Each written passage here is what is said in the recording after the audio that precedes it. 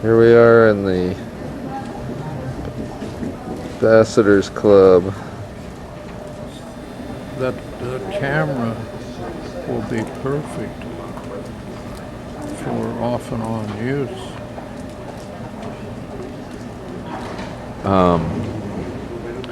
You're thinking about something else. And great savings.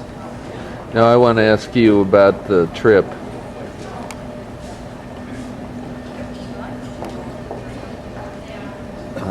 This trip? Yeah. On leading in on going back to visit. Have you specifically? Have you gone back to visit these? No. This is none of them.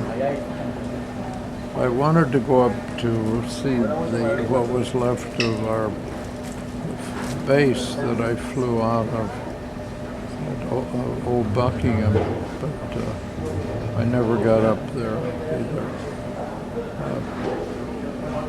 Always too much of a rush, or too out of the way to do something. I wanted to make this trip for a long time, and we're either going through Paris on our way to someplace. To make this diversion had to be special. To just make it out as this is going to be prime. Paris isn't going to be prime. This is. Just made up my mind to do it. It's a beautiful time of year, or it should be, that leaves ought to be out on the trees, and they're probably coming into buds. It's pretty similar to Colorado. I would guess so, yeah. Same. So the landscape ought to be just to die over.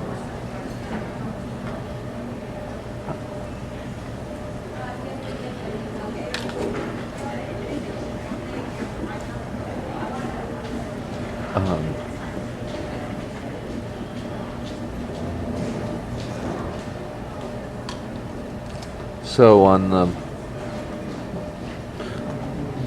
maybe I can ask those questions when we're there, but I want to take it from day one, what it was like when What were you you got, taking then? when you, yeah, like when interviewing you on the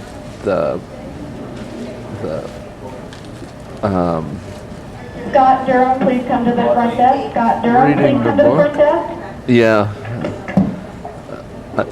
Did you bring the book along? I brought with us just to save weight. I was desperate to reduce everything. I brought St. Lo and D-Day.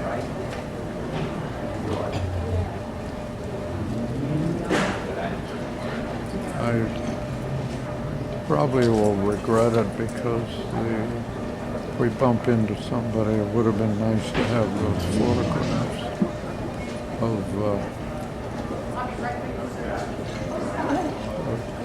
my standing there with my crew, and after I became a pilot, a first pilot, and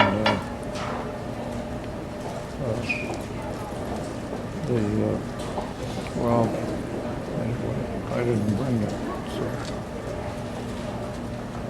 I thought if I'm going to save any weight, I'm going to have to. Yeah, I almost brought mine, but I didn't quite.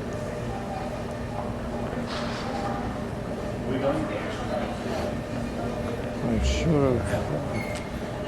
How long did you know about this big secret? Didn't they just announce it that morning? Well, it's this Adele and that, and we were on a 3-day pass, and we came back in the evening. There was no big rush because we were scheduled to fly out the next morning, and so we dilly-dally along and had dinner on the way from London. We're all hungover, and we get up to the gates, and it's closed. There's a guy out there that salutes us. And one of us immediately blurted out, "Uh-oh, they've just gone chicken shit."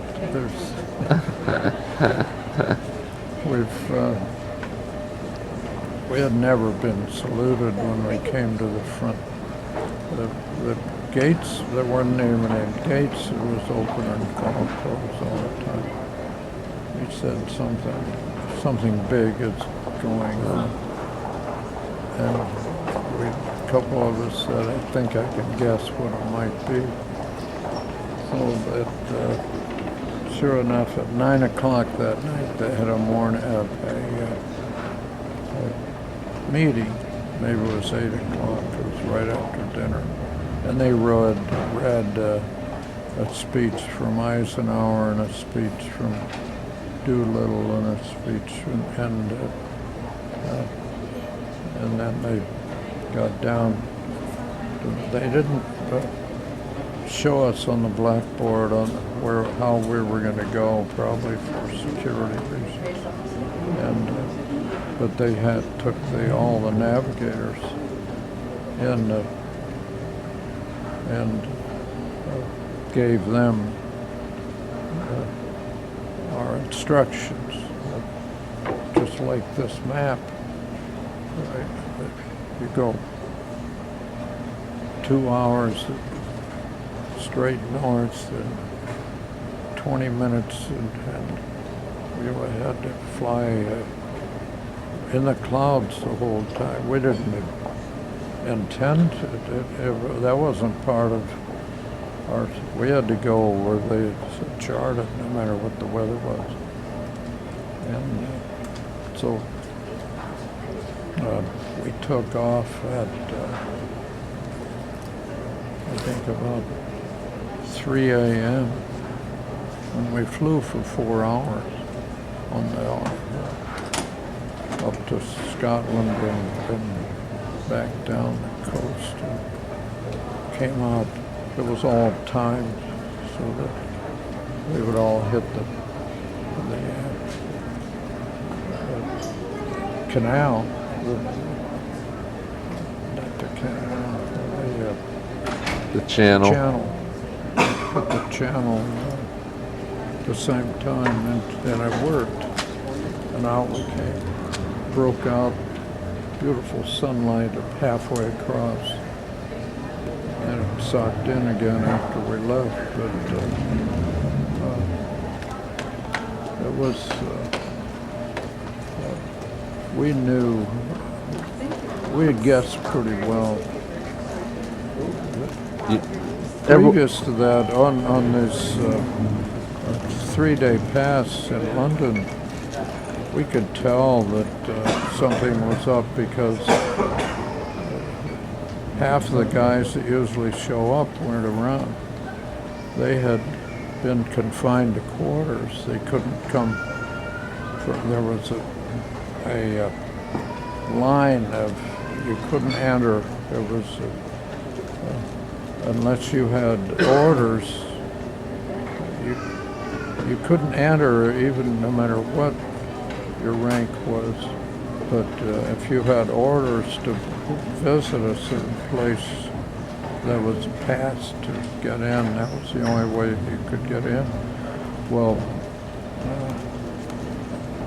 those 3 days, the guys that we had met before that were in the divisions that were down in there, and the clubs that they went to and so forth, were just nobody around. Just us in the north, and that didn't know any better, didn't know what was going on. And women didn't know anything. And asked us, we said, we don't know. Well, that was it.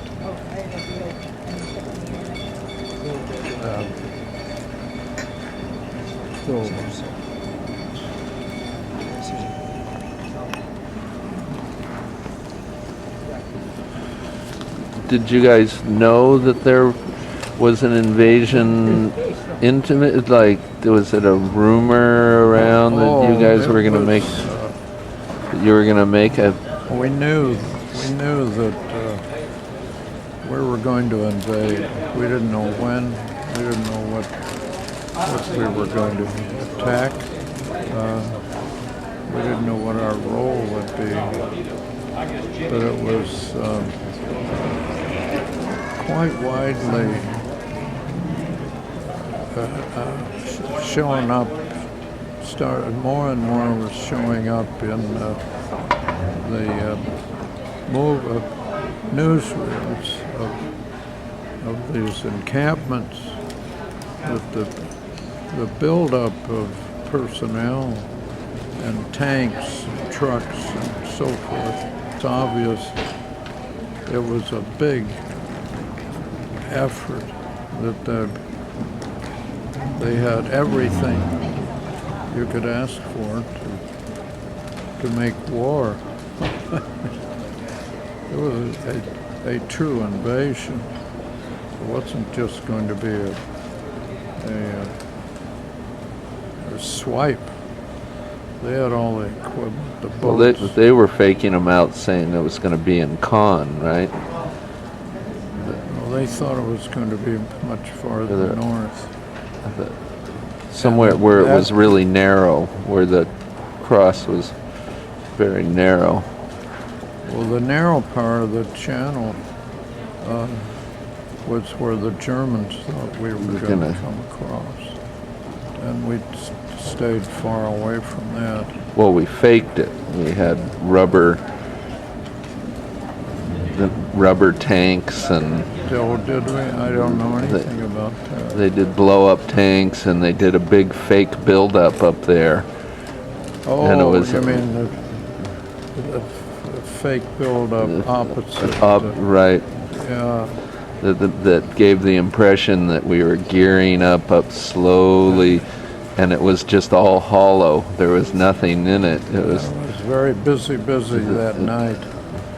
Trucks buzzing around and tanks going in, but the tanks were rubber, Yeah. air plastic tanks, and yeah, that kind of thing was rushed to as much activity as they could get their hands on it to fake it. But the Germans, because of the weather, went to Berlin. The officers went to Berlin for a meeting with Hitler because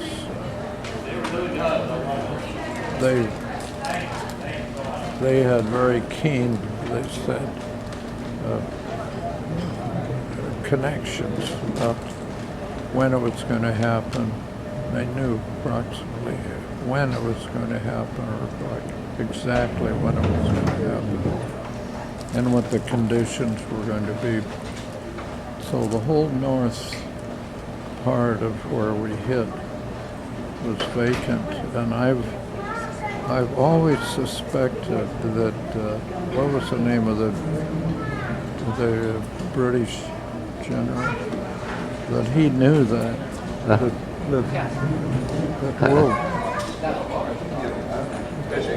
we'll go in the day that the Germans say we aren't going to go.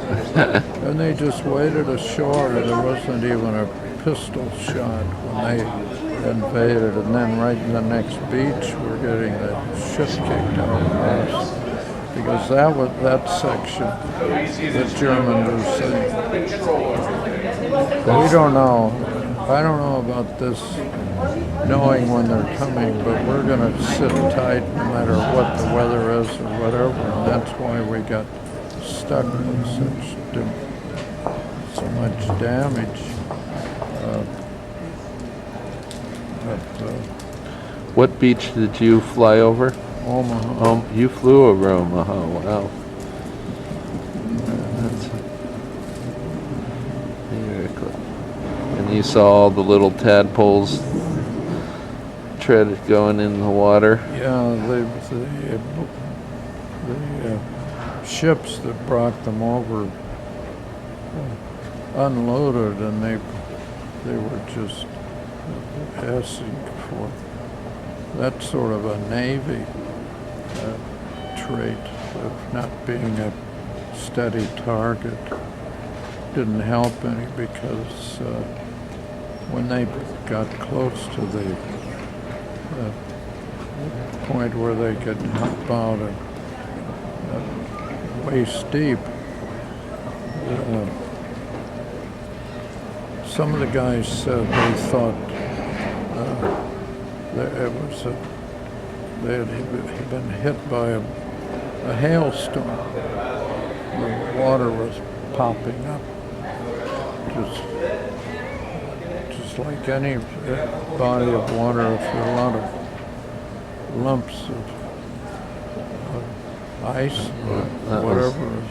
Machine gun fire.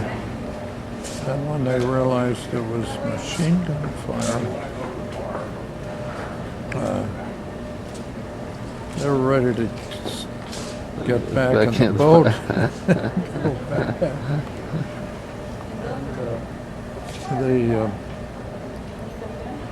I knew somebody that was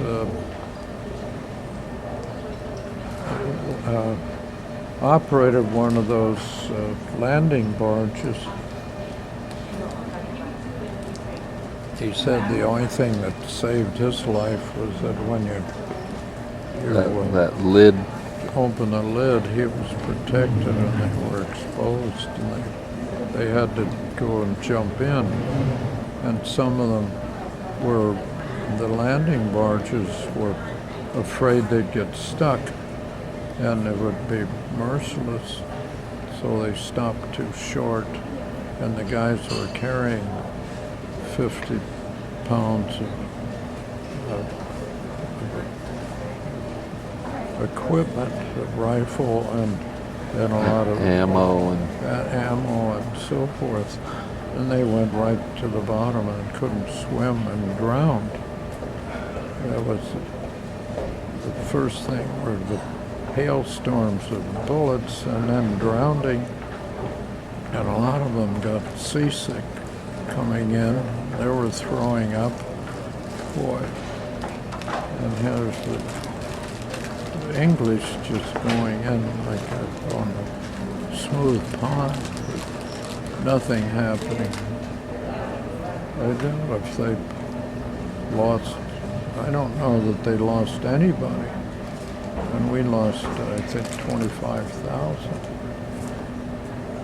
You'd think that they would be embarrassed about that, or the differential, the difference. Bradley wanted to give up, and he said, we're losing too many men, it's not worth it. We'll lose another 25,000 if we don't get out of here. And Eisenhower and the other general wouldn't listen to it. That's quite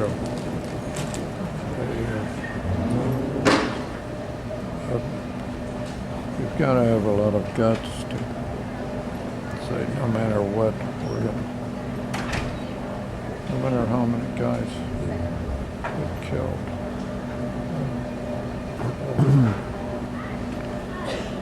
Wasn't Bill Foster, Feg Foster, infantry?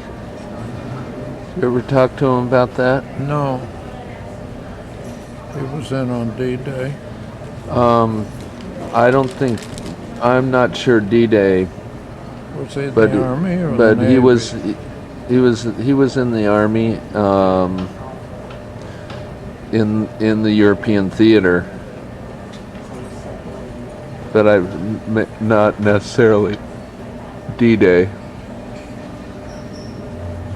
Well, you don't know what army he was in? No, I just was wondering if you had ever talked to him about that.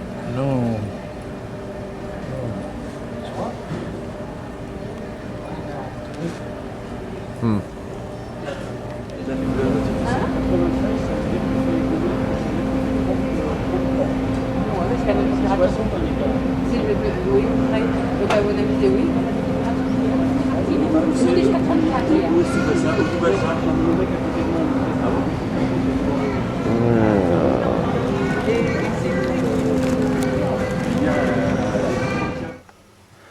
Our little room in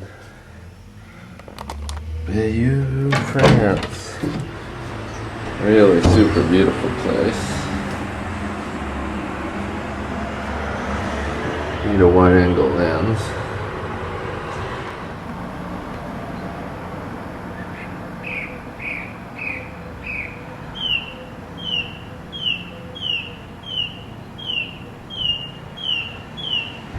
Definitely the old city.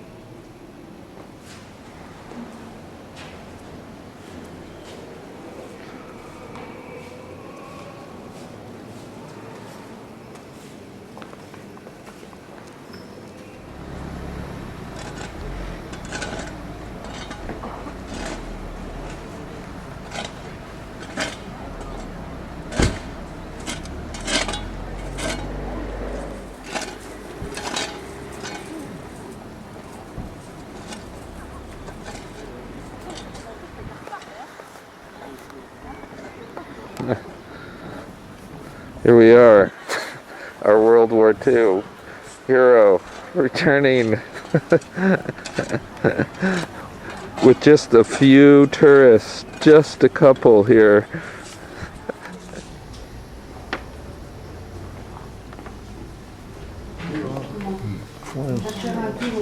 Just this side of Porto. So I was in the within the U.S. Group and not in the British group. This is his You're first. in the infantry? No, I was in the Air Corps. Oh, Air Corps. This is his first time back. Mine too. Really? Yeah. You were in the infantry? No, we were back up from the infantry. But I was 6th Engineer Special Brigade. Well, we dropped on the high points on the ridge Yeah. before the troops got to the beach. B-17s? B-24s. B-24, no. Most of them are B-17s. We watched a lot of them go over, lay the rigs and turn around and come back. 2,000 of us. Huh? 2,000 of us Yeah, out the 8th Air Force. yeah. And another Stationed in 1,000, actually they claimed 3,000 planes in the 8th Air Force that morning. Yeah. And there Yeah. was another 2,000 under the Oh, bridge. yeah. Yeah. Yeah, Quite a day. that's for sure. Well, I wasn't there that day. I was on a cargo ship, a cargo ship, on our way. I got in on D2. When we broke out of the clouds, the sun came out and it looked like 1,000 polywalks zigzagging. Yeah. And all the battleships were out here Oh, blinking, yeah. blinking, Oh, yeah. blinking, blinking. Yeah. Yeah. Well, they fired over us for days. Yeah. Nice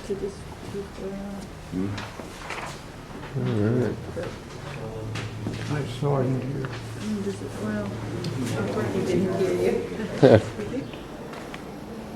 Swing, here's Berlin. Berlin is a long, this was a long, we'd come by and Switzerland on the way back. And this is about as far as we got. Munich was a long ride. And Berlin was a long ride.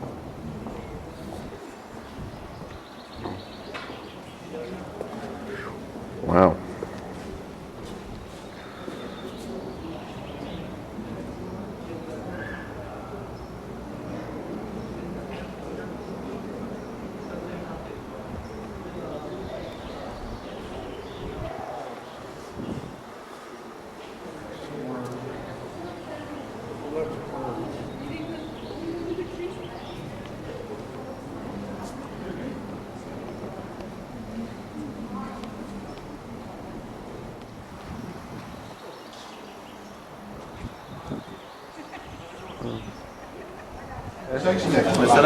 Birthday boy. Well, there. Hello. Very subtle, you can't read them. Turn them over and upside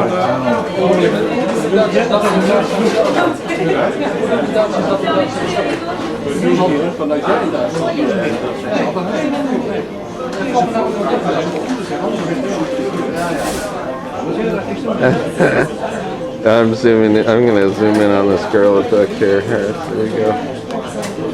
There we go. Oh, God. Turn. One look. Come on. Come in.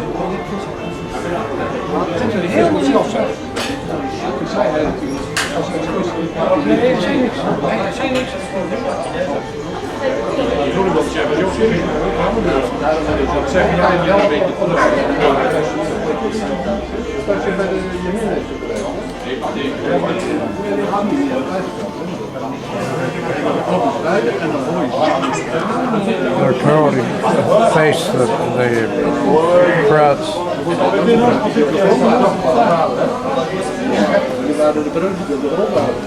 Merci. Merci. Okay, merci.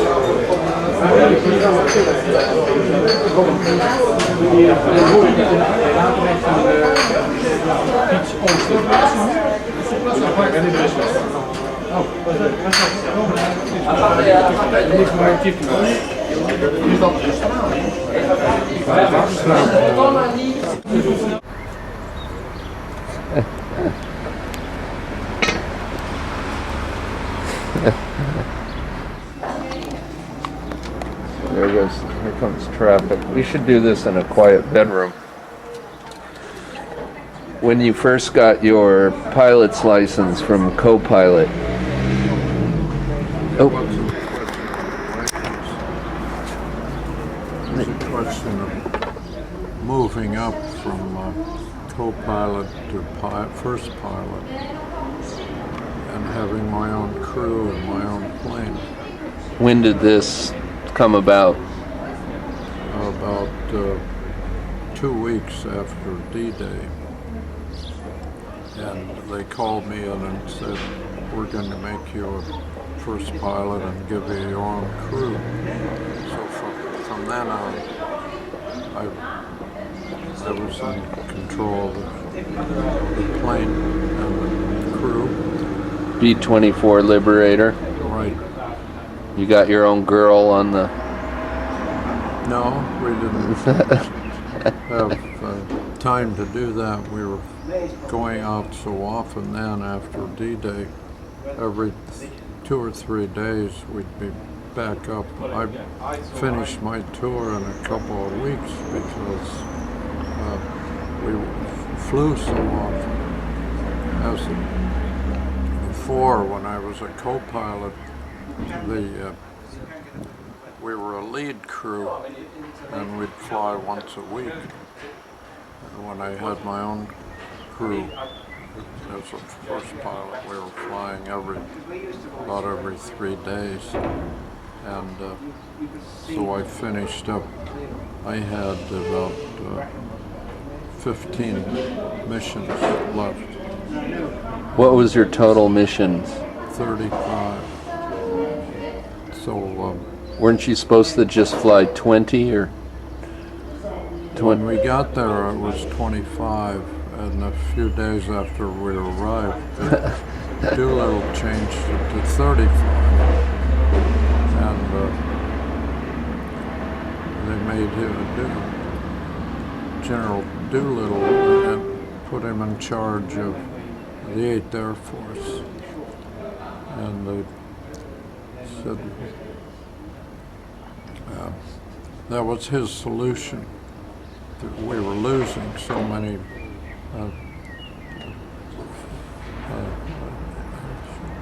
planes. Our losses were so great that he said, well, his solution was to fly more missions. That didn't make any sense to us, but we kept flying, or doing what our job was, and got the job done. We went to Berlin, we went to Hamburg, we went to all the same targets.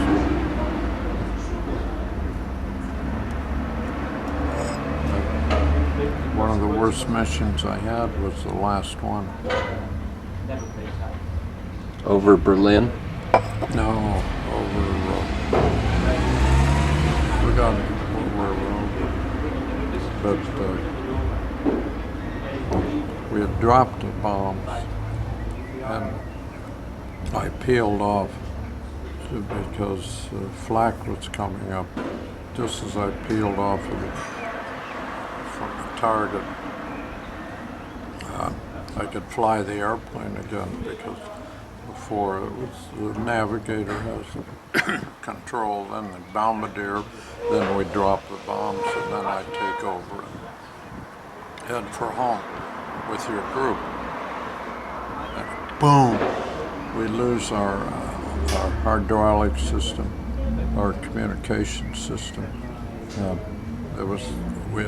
We didn't know, the guys back in the plane thought we were all dead, and we thought they were all dead because nobody answered on the intercom. So one came up and said, "Oh, it's so great you're up here. We didn't know back there what was going on." So we checked everything out, and the engines were okay. We weren't losing any gasoline, which would have led to an explosion. So we just went straight back with the group, hoping we wouldn't be hit fighters and see any more flak. But when we got home, I circled the base with flares showing that we were wounded, and we cranked down the landing gear and cranked down the flaps. Manually? Manually, because no hydraulics. We had no hydraulics. And, without the co-pilot or I realizing it, the landing gear went down and locked, and the light went on, gear down and locked. There's no such reading for the flaps, and they gradually came up. So when I thought we were could level off and for a nice landing, we stalled out about 30 feet high. And I thought, there go the struts of the landing gear. Is going to punch right up through the wings. And when we hit, they took it and we bounced about 20 feet in the air and rotated sideways. I thought, well, now we're going to wipe it out when we hit, but we were off the landing strip onto the dirt, and we hit going sideways, and it was just dust and dirt went kaflooey every place. We just slid to a halt. The plane was perfectly fine. They had to jack it up and get the gear up and everything, but it was after repairing the bullet holes, the flak holes, and everything. But that was my last mission. The next guy got the repaired, the patched up. No, I don't know. I never heard. But the crews were the best in the world. They could change engines and repair anything overnight. But you never, I don't remember any experience where you went out, or came back and went out the next day. You always got at least one day rest before you went out again. Well, that would give the crew chief 2 days.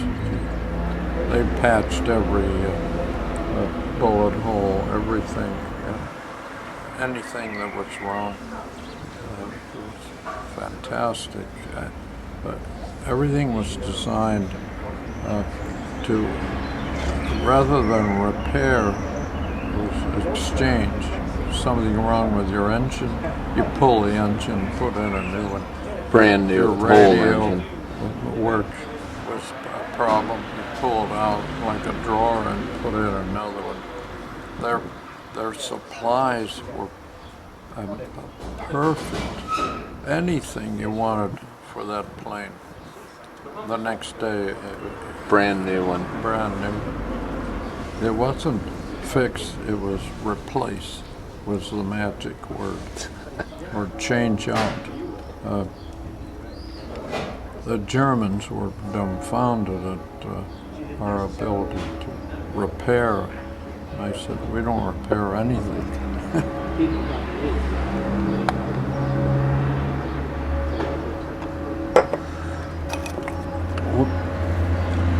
What was the mission? Was it before D-Day or after D-Day when your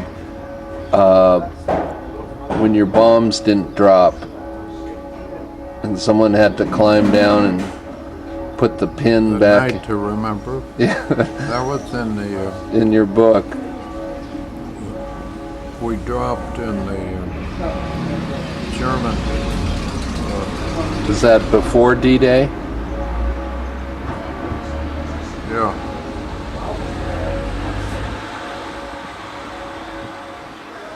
We could go to the Ruhr. That's where it was. The Ruhr was a massive railroad intersections and industry, and That's on our route back. that's what Ruhr, France. RHUR. Ruhr Valley is all where all the machinery, all the smokestacks, and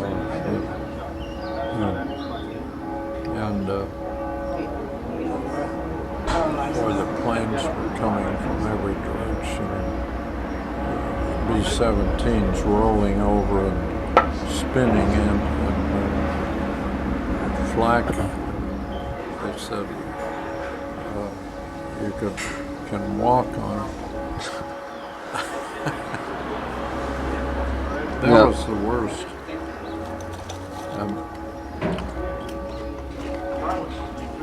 It was our escort wouldn't come into that area. It was just a big mess. Everybody crisscrossing. We were at 20,000 and it left a lot of space for the B-17s down there to come from different directions. But they had the bright idea of catching the Ruhr at the rush hour. Rush hour? I don't know who thought that up. That put us way later. We wouldn't get back until it was dark. And we wouldn't even get to the channel before it was dark. Just as we did, these pretty little red skyrockets would pop on. A light up to show your. Yeah, to just tell the fighters. There they are. There's a nice fat one right up there. And then everything broke loose from then on. When I was still a co-pilot, and when we got near the coast, we turned around 180 degrees and went back toward Berlin, and I called Dorsey, and he said, I'm not any navigator, but I think we're going in the wrong direction. And he said, Chuck, just settle down. I'm trying to get, they have jammed the Germans have jammed our radio connection with our base that we home in on to land. And he said, I want to go back out and come in again and see if we can pick it up, because if they think that they've jammed it enough, they'll shut the damn thing off, which they did. It was very smart. So we come back in. Picked your signal back up and got your signal back again. We got the signal back in so we could home in on our base. It was pitch dark, and without it, we didn't know where to go. There were several planes that we only got about a third, maybe a quarter of the planes that left that morning. We didn't know where they were, and they called up the next day from all over East Anglia. They landed on anything that was flat bases coming in the wrong direction, whatever. It was chaos. Did they ever run into each other? No, only we almost did. Okay, tell me about that one. Well, we still had all these bombs, but we were supposed to drop a cluster, and there were two of them, and the first one went out and took one of our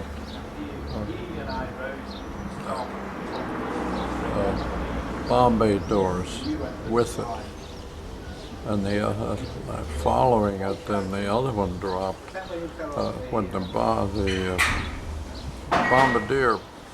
said pulled the trigger to drop.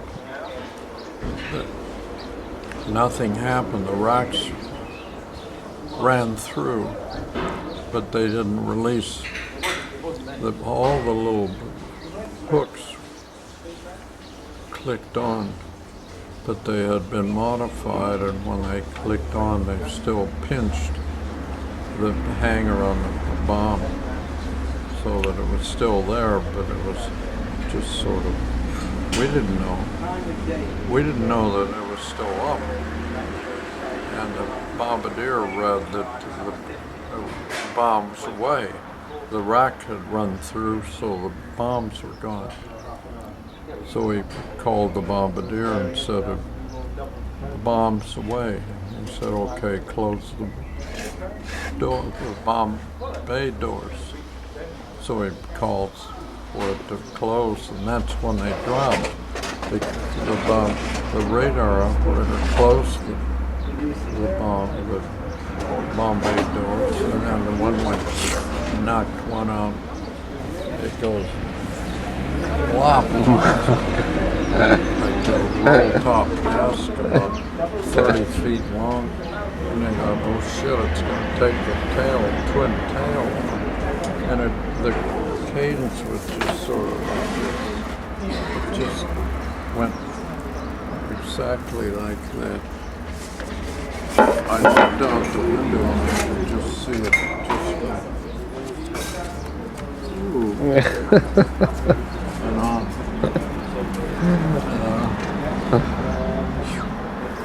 Still got our tail on, not realizing there was still another one. Well, the other one didn't come off. It just went wham, wham, wham, wham, wham, wham. It was deafening. And the bombardier called me up and said, Chuck, gotta help me out here on the catwalk, get a walk around.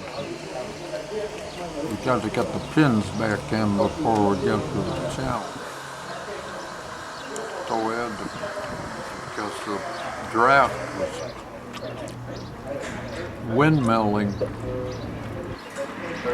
the caps on all the bombs that were still hung up because of the dam. The big heavy ones went out, but there were still the small ones hanging up 100-pound bombs. You hear in the nice breeze, they're just unwinding to expose pin. The beaten ancient pin. If they dropped off, then you would have known that it was going to blow up someplace. So Booker was out there screwing back on those little propeller things and tightening them up so they couldn't. Once they're on tightly, they won't spin in the draft. He was tediously tightening them all up, and there were about half a dozen. With open air down. On this little catwalk, it's about 10 inches wide, and there were about 3 bombs sitting on them. So we were still over Germany, so I kicked those off the rack. And I don't know where they went. And it helped Booker put the pins back in. The cotter pin, once you got a hold of it, you can put the cotter pin in and it wouldn't spin anymore. Who was flying the plane? First pilot. Oh, that's when you were a co-pilot. Yeah. And so we got the pins in and went back. And Booker says that we've got them all. Pins and all the ones that we've got left. So we go back to, he sits down, goes where his little squashed place is, and I go back to the co-pilot's seat. And I'm looking out the window, it's pitch dark. By that time, that's when these puffs came up. And all, here we go. Well,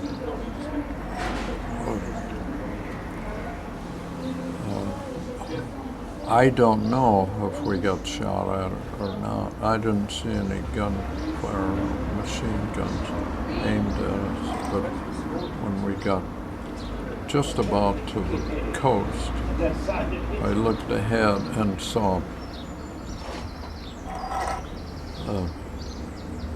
something light up and exploded, and I could see very clearly 4 engines on fire. Just nose over and crash into the ground. And I thought, oh shit, that's a 4-engine plane, and that's gotta be one of ours. That's gotta be a big 24.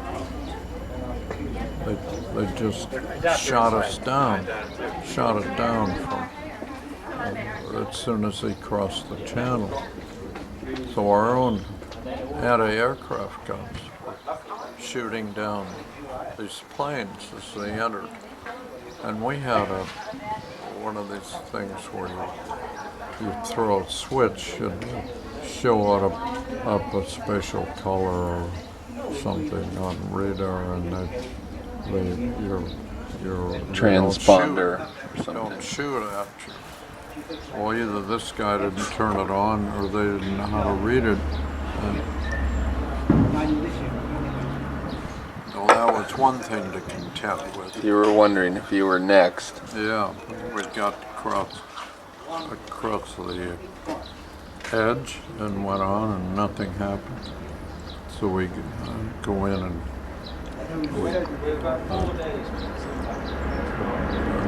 the navigator takes us right to the base, and all these little lights are lighting. To back up, you're coming across. You saw first plane taken down. You were pretty nervous. You might be next as you were headed into the field at dark, pitch black. Well, right on time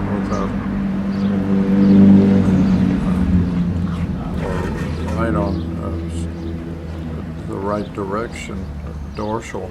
Our navigator took us right straight to our base, and I could see the whole outline of each of the runways, and one in particular, well, it was the landing runway not the whole landing field. The landing runway had the perimeter showing of all these little white lights, so we came in and it was beautiful to be home, and we came down and touched down, and the minute we touched down, the rest of the bombs went out of our bomb bay door. They were still hanging up, and there was about a dozen of them left. And they went bouncing. I looked out the window, and they were bouncing across the concrete. And I thought, boy, thank God the pins are in them. So we went up and turned off the landing runway and called the tower and said we've just dropped bombs all over the landing runway, and started taxiing down the... Don't let any other flights come in, please. We didn't say anything. That was up to them. We didn't give them any advice. We just told them what happened, and we turned on to the adjacent landing runway. Well, as soon as the tower heard that, they shut off the lights of the landing of the runway that we'd been on, so that incoming planes wouldn't get involved. Which, in that time, we had turned onto that runway, so as this guy is coming in to land here, we had to turn on all of our lights and tell him we're sitting out here on your runway. So we turned around and went back to where we had been. And in the meantime, the tower had seen that we had taxied out there, and so they changed the runway, the landing runway, which was the one that we just taxied back onto, and we were bumping through all the bombs. Oh my God! And none of them obviously went off, and we decided to stick to that no matter what, and went bumping through them, and got to an exit lane and got off, got to our crew chief, and shut it down, and got out of the plane and went to the nearest bar to... Now, did you actually bounce over to them, or it knocked them out of the way? It sent them spinning. Bumped them, and they would go spinning off into the dirt. And we were all shaken up. We'd never been in a night raid before. The whole group, the whole wing was a shambles. And we went to a meeting, the commanding colonel called us all in and said, we won't do a night raid again. I don't think ever, because we weren't prepared for that, and we found most of the planes. We haven't lost too many. They were all over the East Anglia and called in, and we'll be checking in all day. He said the main thing is to calm down and get smoothed out. I only wanted to ask one question. Who the hell was it that dropped their bombs all over the runway and turned around and went bumping through them to get out of the way?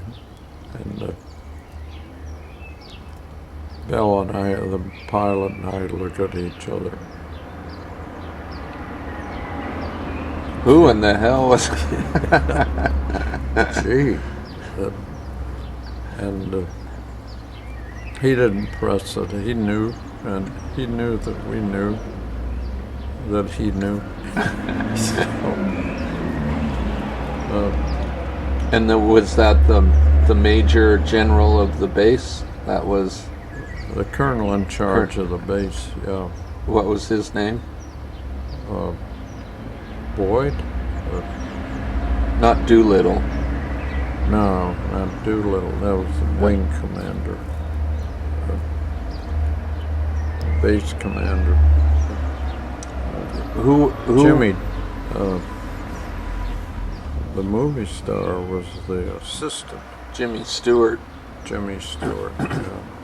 Did you see him? Oh yeah. Right?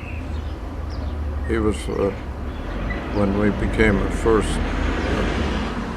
a lead pilot, and I got my own crew. It was to vacate that seat because he sat in it with the crew that I went over with to lead one of the missions. We'd sat up with him one night to sweat. They say sweat in or sweat a mission. You wait for the instructions. If the crew isn't flying, they sit up and wait for to help with the information coming in for where the group is going to go that next day. And when it comes, then you make sure that it'll be set up for the briefing of the bombardier and the rest of the crew. And we were sweating a mission out with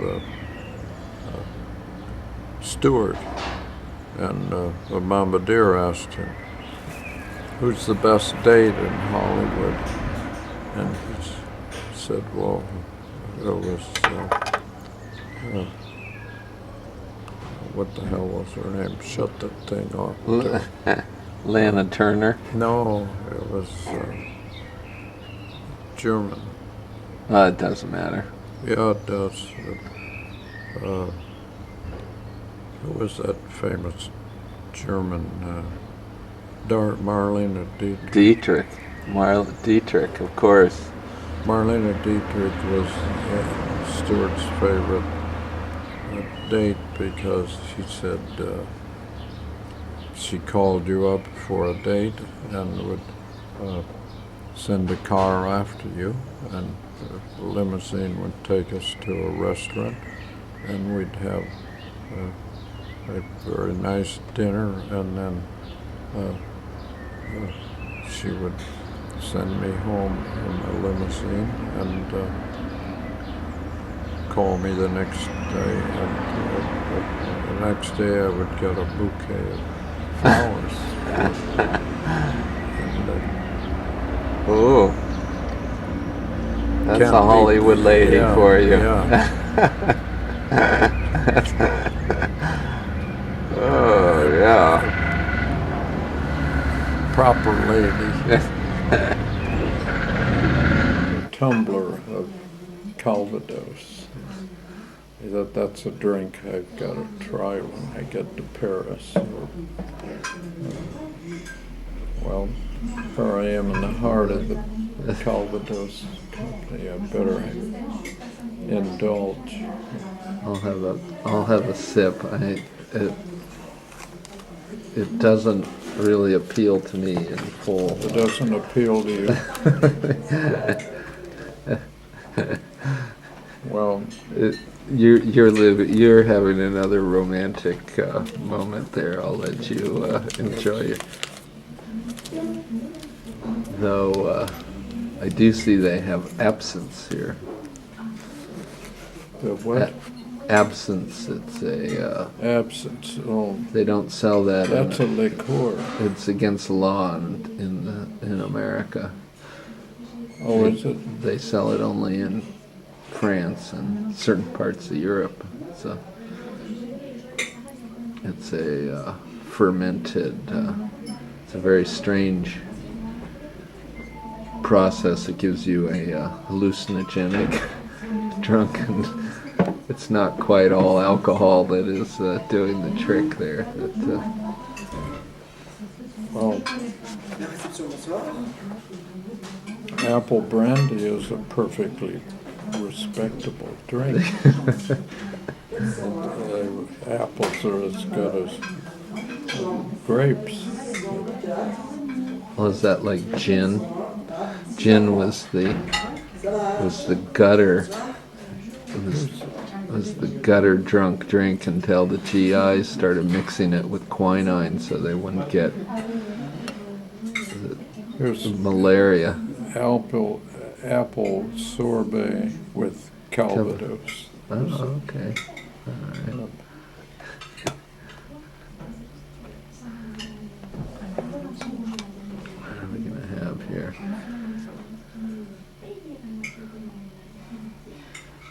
Oh my gosh, here's one of these price fix menus again. You have the choice of the 45 euros or the 65 euros. See, we've picked a. 50, We'll do 32 and 50. 32 is perfectly acceptable to me. Okay.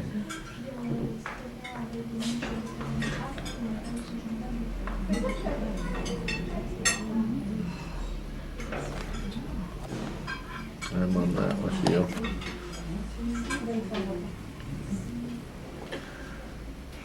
So what'd you do on your time off when you were stationed? Where were we? We were making out with Marlene Dietrich. Oh, no. You and I wish. you and Jimmy Stewart. She knew how to please the troops. Most of the Hollywood stars would be a little standoffish, just a little bit, but Marlena would go right to the dock and pull them out of the manholes to give them a welcoming kiss. She knew what they wanted as a welcome. That was showing a lot of affection, and they got it from her.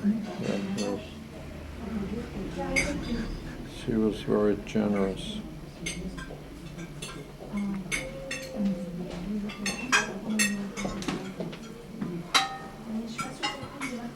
Beautiful. Oh, beautiful.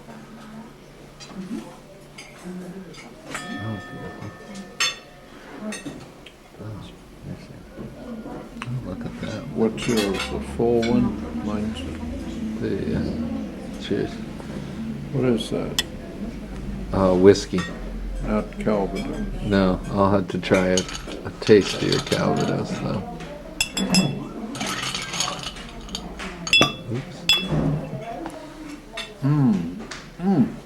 Just bring you back. 1945. Yeah, that's like Oh, the grappa, the French grappa or something here. The Italian grappa.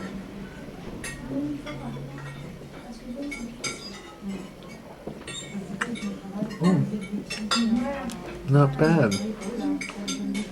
That's a lot better grade than the GIs had in their camp.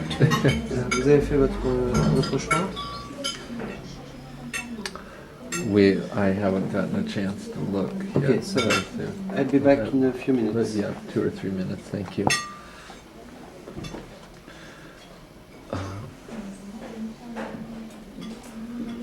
What a droll he is.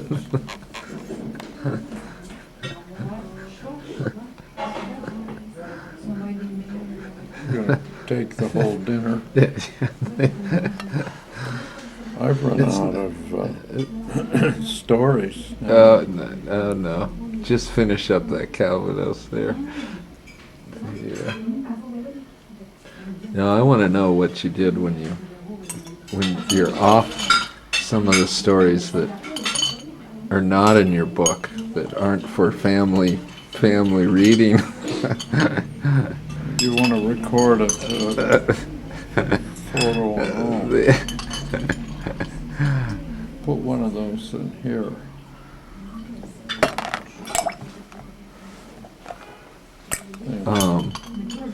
Like your first wife. Oh, Roma? Roma.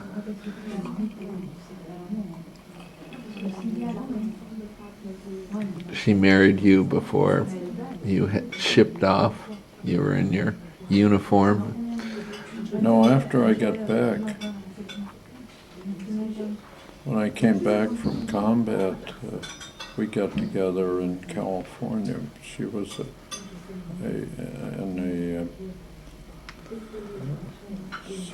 she ranked me. She was a Lieutenant GG.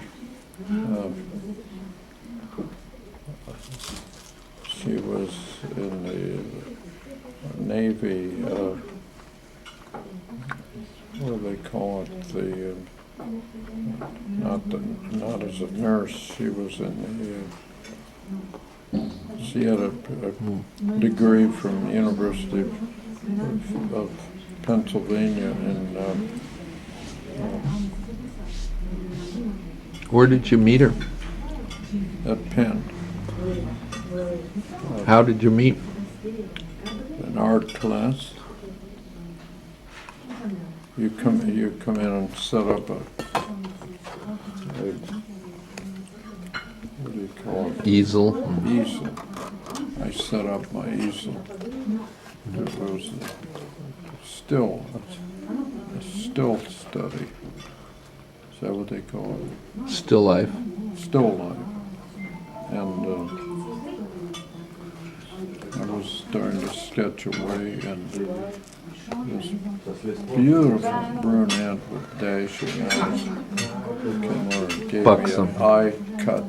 In her one of those tight sweaters and. She was with a near her chum, and she said, she came over and stood right here. I like this position, which cut me off from seeing her still life. All right.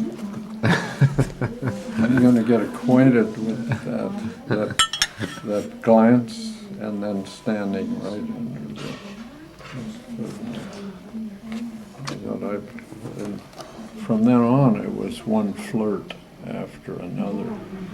She'd have some outrageous thing to do. She was just full of it. She just loved life and loved to flirt. And the war was going at that time. Yeah. Full tilt. She knew she was going to finish in her degree and get into the Navy, and I knew that I was going to transfer to Harvard. And This is good.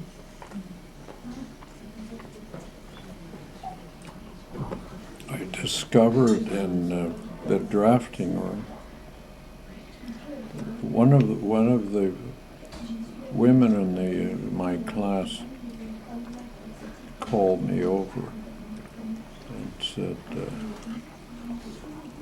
I would see Roma come into one of her classes in the art department. I'd be passing in the library and get this look. And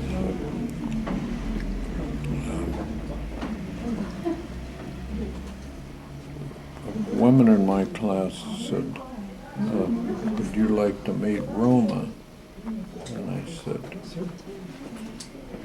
who's that? She said, well, you've been winking at her for the last week or two, and she's my roommate. I said, she is? In the Pi-Fi house? Yes. And she said, I'll introduce you. I said, that's great. So I followed her back to her sorority house. She disappears in the doorway and up the stairway, and I just silence. All of a sudden this voice says, you're kidding. Downstairs. And I just cracked up. And she came, the roommate came down and said, she'll be down in 15 minutes. I could just tell Roma was up there brushing from doing this. That was the day of big hair. And She came on down and we sat out on the steps. It was a platform like this, and a door. But we sat on the steps and just talked for about, I don't know, 2 hours. And the house mother came up and said, I'm sorry, but you're an hour over closing time already. So I said, well, go now. So she went back in and we made a quick arrangement to come out to her house in a suburb for dinner that Saturday night. So, her family. No, I said, let's go to, there's a good movie in town Friday night, let's go to as time goes by. Or what's the name of it?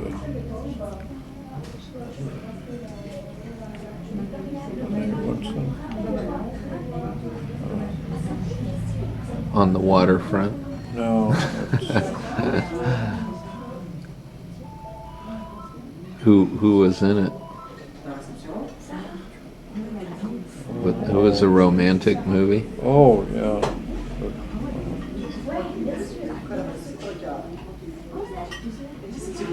Not Jimmy Stewart and. No.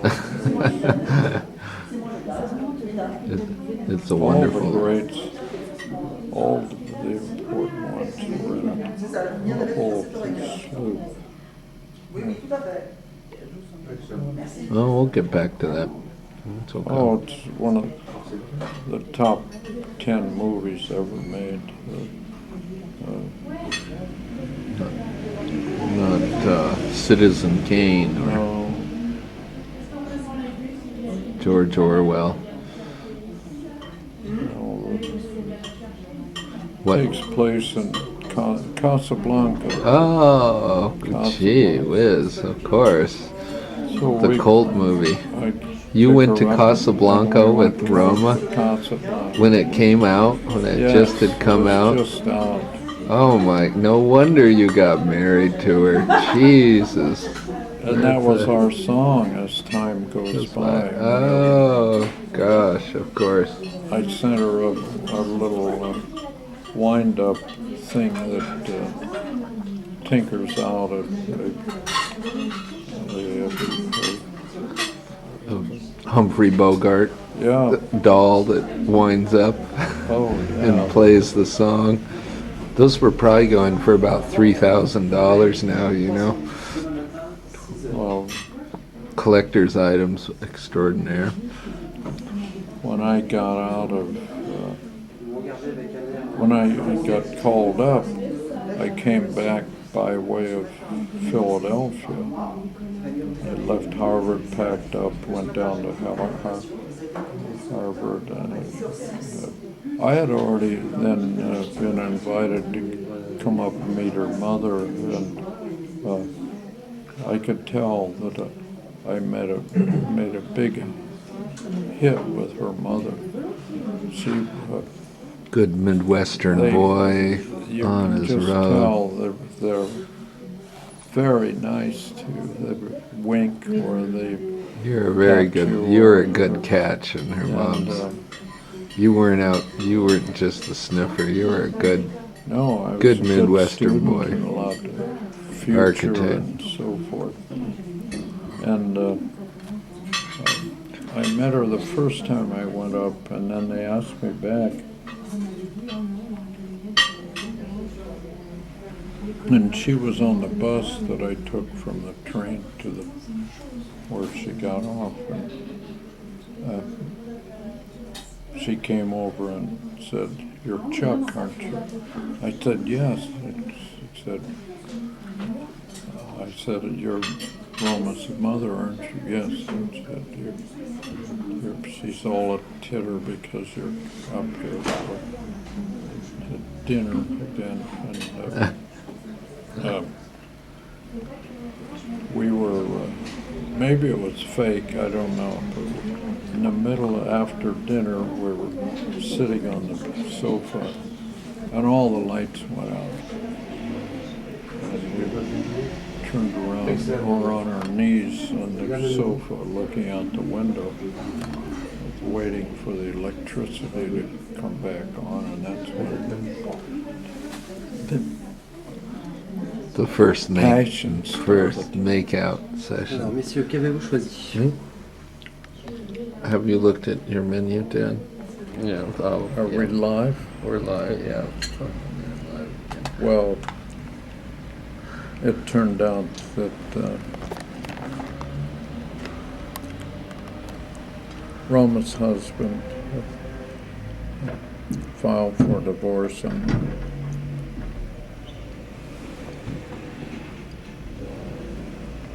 male married a younger woman. Oh. Then he had a heart attack, and she threw him out.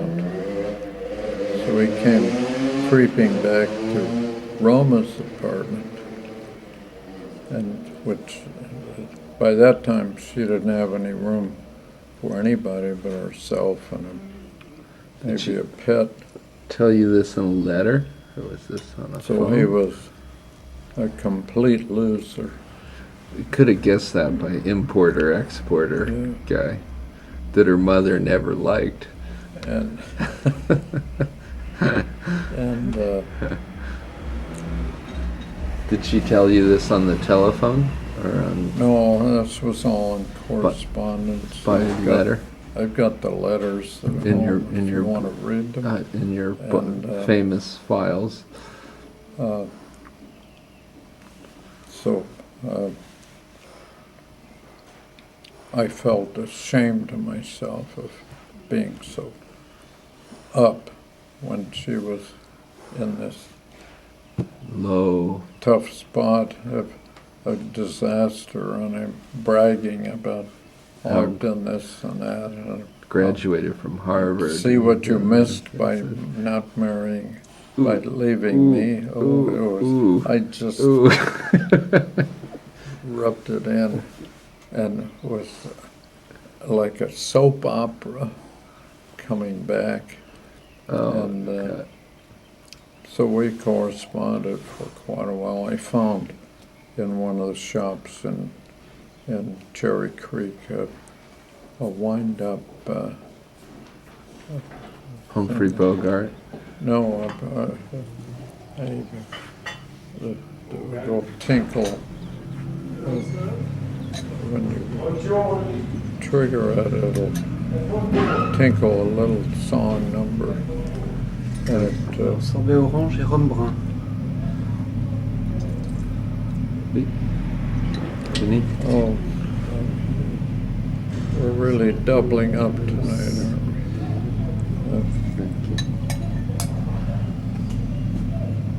It would tinkle out.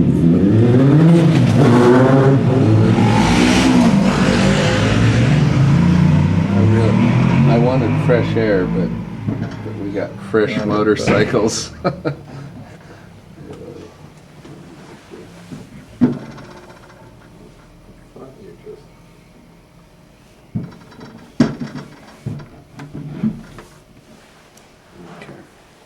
Well, see, it tinkled as time goes by, of course.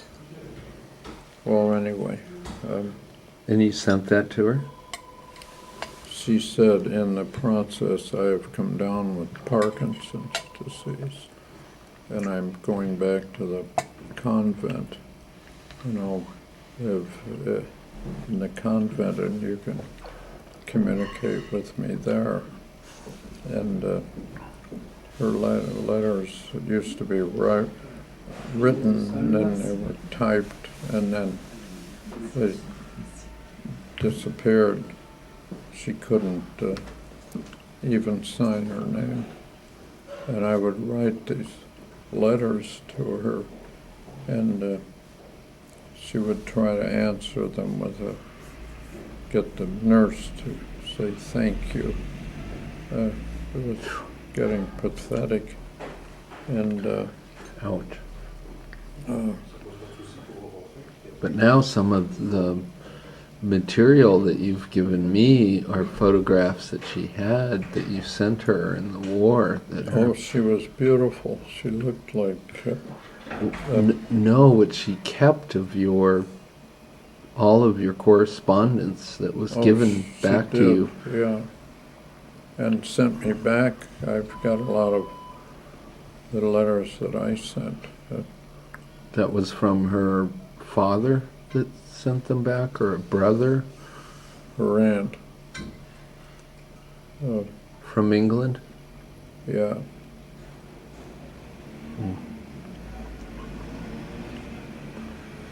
Wow.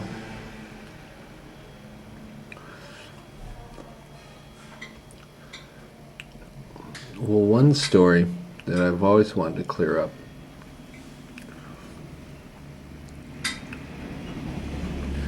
You met Ency before you met Anne, didn't you? On the ski run. Yeah. It You was You met Ency.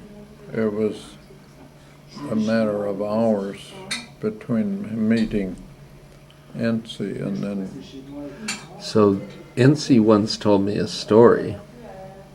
she did. Oh, I used to drive her from Aspen down to Santa Fe, and she told me the story that, oh, I had your father first, of not meaning sexually, Oh, not sexually. She did pick me up on the ski run.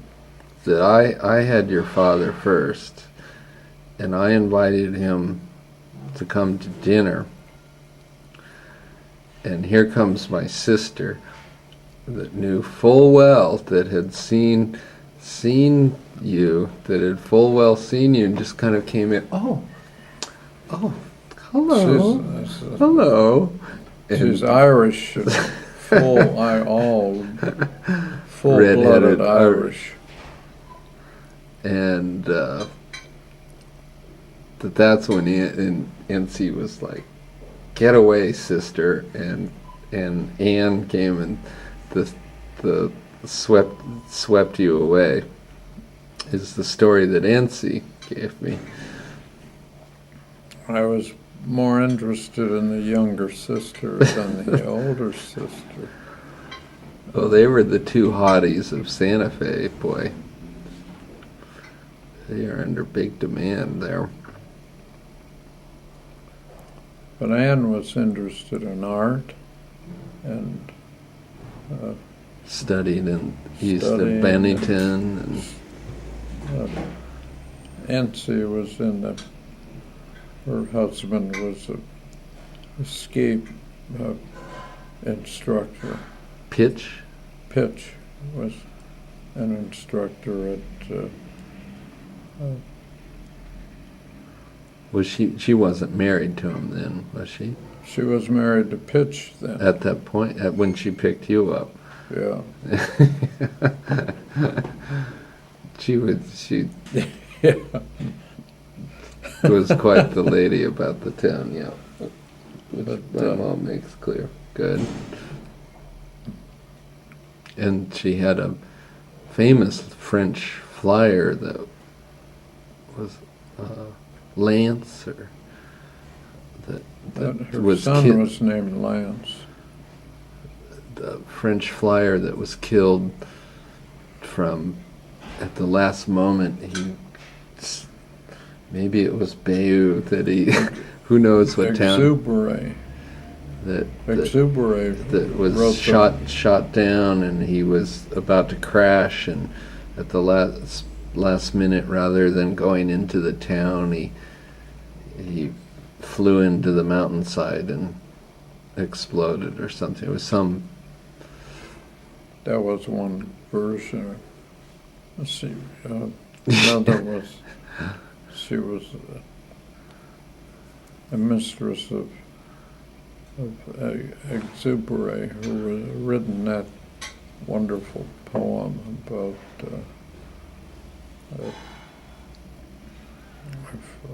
forgotten how it goes, but Saint-Exupéry. So, that can be found, but didn't he die during the war? Or, no, yes, that wouldn't have he been. did. He did that, and he had written about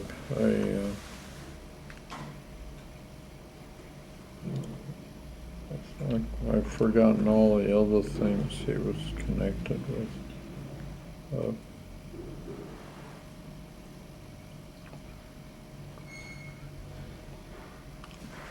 I think our waiter is cooking the food also. That's a long way back. Saint-Exupéry stuff, and all the. He wrote stories of children's books. Children's books, that's right.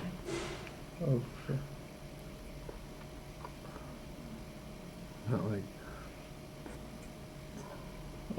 About the, what's the name of that tree with the such big roots?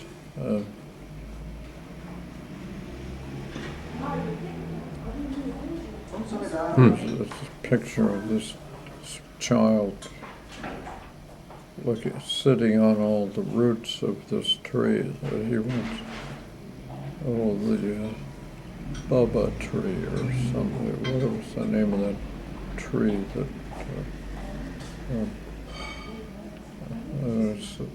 that children love so much? The Berber tree or something like that. And But no matter. No matter. Anyway. Well, so Mom, Nancy was. When did you meet James Brees? When did she take you to meet Dad? They took me when they discovered that I was engaged to Anne. Nancy and Jim took me to the swimming pool With the trapeze was with work. a trapeze. Was it working then? Yeah, it was working. And you dressed Jimmy it. swung back and swung the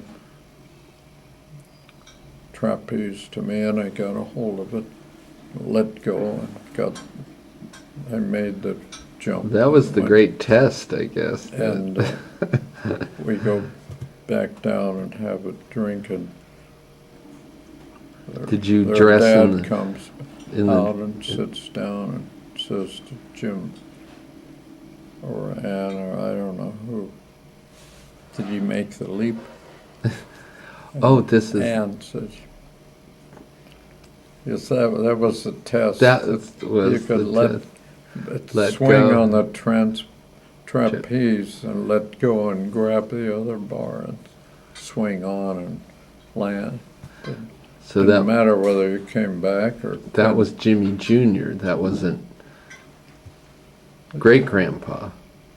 That was no, did- James Breeze III was Junior. We were That talking was about. yeah. That was living. Not the oldest.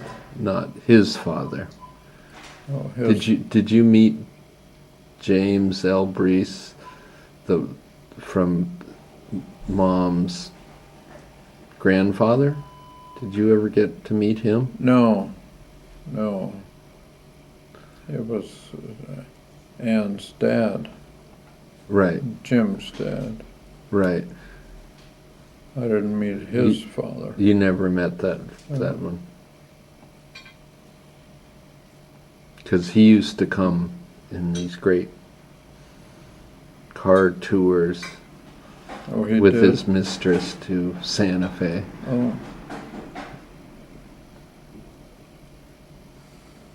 But James L.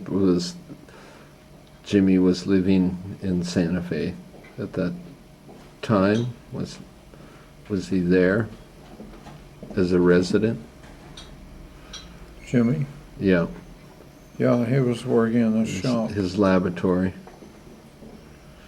doing And stoves. then after that, he got married to Terry, and they moved to San Francisco, and Terry wasn't happen, so she moved away, and he was up there by himself with the one child. C'est le baptême du feu. Yeah. C'est horrible, depuis que je suis arrivé, c'est que ça. C'est que ça, tout tombe en panne de tous les côtés. Is this our dessert? I think we have another course or two or three Or coming. is it another course? Probably. Our waiter's, I think, cooking it back there too. On the- This is the sorbet in in your apple in the stuff. brandy. Yeah. Qu'est-ce que vous êtes quelqu'un qui garde toujours son calme ou vous arrivez Parce que moi, dépasser un certain niveau, c'est... Ah oui, mais je suis très calme. Ah bon. So from Santa Fe you moved to New York. You were working for SOM. C'est vrai que ça fait beaucoup. Hein. No, Moi, je suis de naturel calme, mais I am pay. passer une certaine dose. No, when you were in New York. Nap. Web and Nap C'est quelque chose que vous ne contrôlez pas. in New York. I thought you worked for Skidmore. Never Non, c'est tried Yeah. mais ça va. tried my best. Dans le principe, c'est pas comme si Never c'était- hired me. Comme si c'était quelque chose de volontaire, fait par quelqu'un. Je pars du principe que là, c'est quelque chose de... What was the developer that Pay was Non, mais normalement, il y a tout fait ça. Was Doing- the head of what was his name?